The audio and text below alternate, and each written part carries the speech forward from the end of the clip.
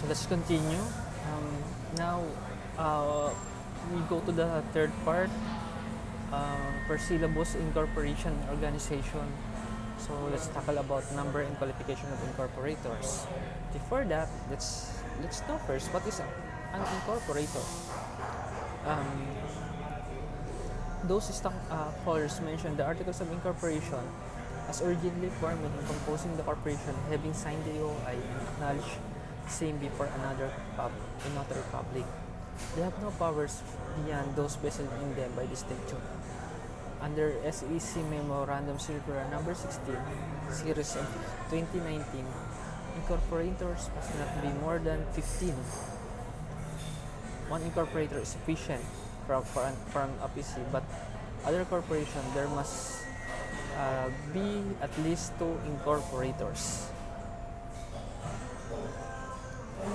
Each incorporator must be a member or stockholder of the non-stock corporation or stock corporation, as the case may be. To be formed, the incorporator in a stock corporation must own or subscribe to at least 1 share. So under Section 10 of RCCP.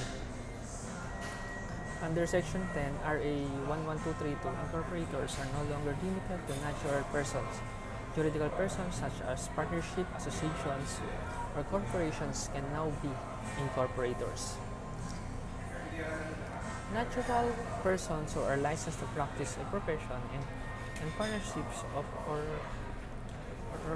or association organized for the purpose of practicing a profession shall not be allowed to organize as a corporation unless otherwise provided under special laws.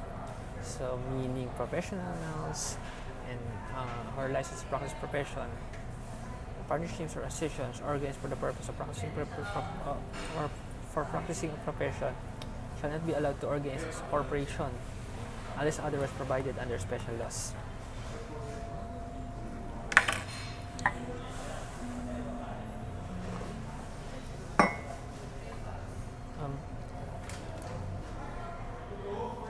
Now, what is the statutory rule for naming a corporation?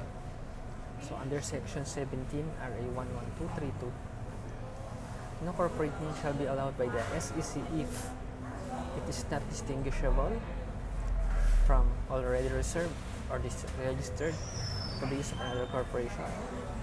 It is already protected by law. So distinguishable, protected by law, and it is contrary to existing laws, rules, or regulation.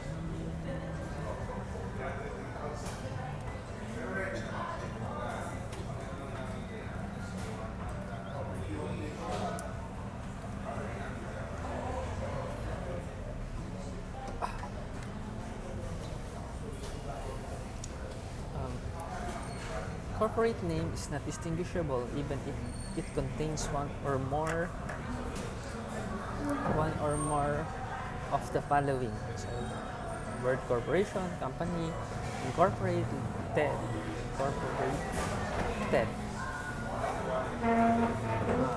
limited or limited liability, or any abbreviation of such words. And punctuation, articles, conjunction, contractions, prepositions, abbreviations, different tenses, spacing, or number of the same word or phrase. So, what is this priority of adoption rule? So, the priority of adoption rule is the first to adopt the name is a better right. So, basically, that's it. So, first to adopt the name has the better right. So, this is discussed in the case of De La Salle Montessori International Mallories Inc. versus De La Salle Brothers Inc. 7 February 2018. Also in the case of Industrial Refractories Corporation of the Philippines versus Refractories Corporation of the Philippines, GR number 122174, 3 October 2002. The court held that a corporation which seeks to prevent another from using its name must show that, number 1, it acquired prior right to use the name. So, so um, so this it is a condition. So for the priority of adoption rule to apply. So the second one is the name is not distinguishable from other corporation.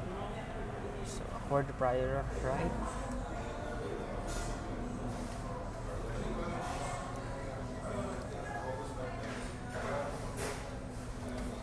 Not distinguishable.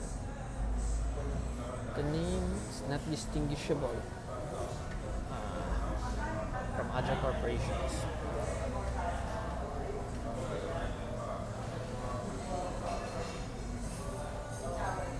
In the case of ang mga kaanib sa Iglesia ng Diyos kay Cristo Jesus, HSK sa Bansang Pilipinas, versus Iglesia ng Diyos kay Cristo Jesus, Aligias, Suhay ng Katotohanan, year number 137592, 12 December 2001, where petitioner was ordered to change his name for being similar to respondent's name. The corporation held that the corporation chooses its name is peril, and the use of a name similar to one adopted by another other corporation, where dweller of business or a non-profit organization, if misleading or likely to injure in the exercise of its corporate functions, regardless of the intent, may be prevented by the corporation having a prior right.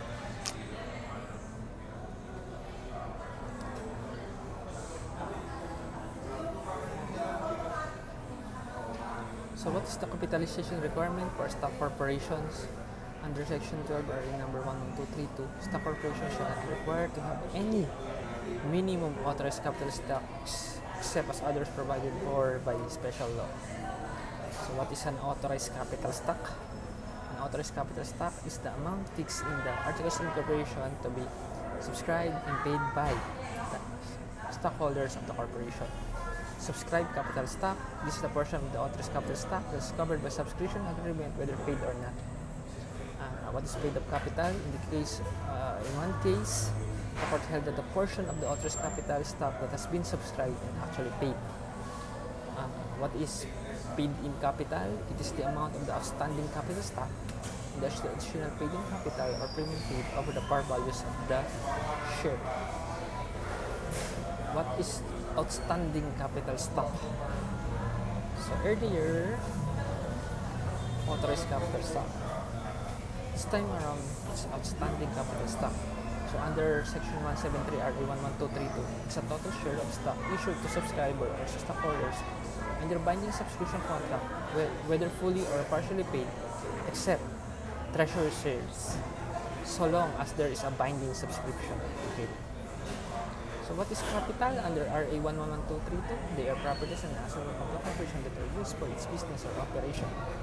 Under Section 7 of RA 11232, there's 25% subscribed and 25% paid up requirements in place only to increase capital stock.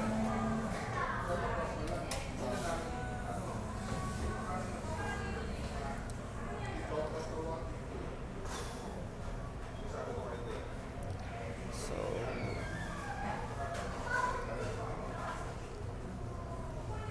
corporate term. Under Section 11, RA 11232.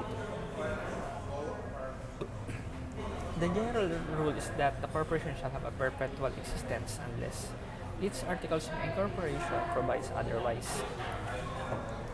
Corporation with certificates of incorporation issued prior to the effectivity of RCCP, which continue to exist, shall have a perpetual existence unless the corporation, upon a vote of its stockholders presenting majority of its stock of its standing majority capital stock, notifies the SEC that it elects to retain its specific corporate term pursuant to its articles of incorporation. So general rules is perpetual existence.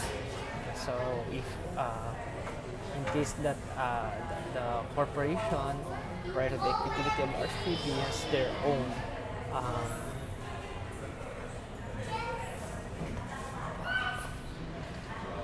so there's a retroactivity effect of the passage of when the law is passed.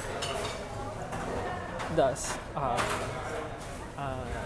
thus even the corporation which are incorporated prior to the effectivity of RCCP, in which continue to exist, shall have also perpetual existence, unless the corporation, upon a vote of its stockholders representing a majority of its outstanding majority capital stock, notifies the SEC that it elects to retain a specific corporate term pursuant to its articles of incorporation. So there should be a vote of stockholders representing a majority of its outstanding capital stock. So majority, 50 plus 1 is the majority. No. Let me check the majority. What to mean by majority? I might saying the wrong thing.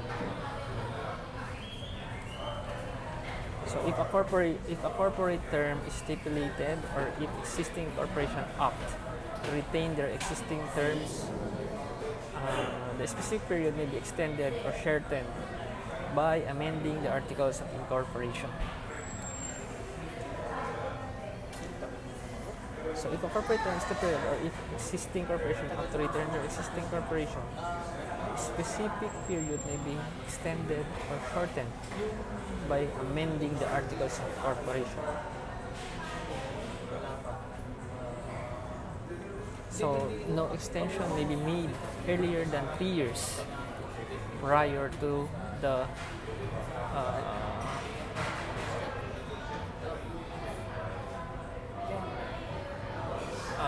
earlier than 3 years. So prior to the original or subsequent expiry date, unless there are justifiable reasons for an earlier extension as will be determined by the SEC.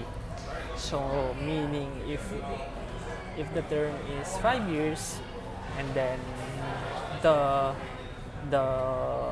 request for extension should be not made during the second year of the corporation, but rather probably if the corporation is already 2.5 years in its existence. So the extension of the corporate term shall take effect only on the day following the original or subsequent expiry date. However, the 3-year requirement doesn't apply to shortening of corporate term. So extension is only applicable to the 3-year requirement, but not for shortening of corporate term.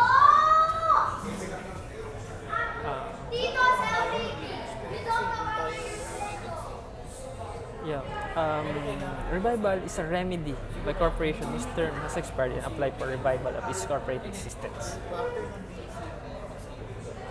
So let's discuss about classification of shares.